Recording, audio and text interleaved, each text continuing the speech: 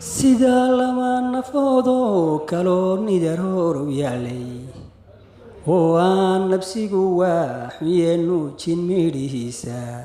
nasiibkiyo waqtina saacido nolosha mareeya inaan yahay nalbaadii tihiyo naaloyiyo khayre nabdigayga adiga degiyo nudaha beerkayga naruuraad naftaydiyo u tahay neefareenada niyadana adaan kugu haya waana soo noqoni qalbigaygan ku nugulka dhowr nabara soo gaadha kay ilaalin naafiyo cishqiga shay naftu ay diido nacabkeenna waa badan yahe igu noginadhe noolahana adan ku jecliyo naaska hooyada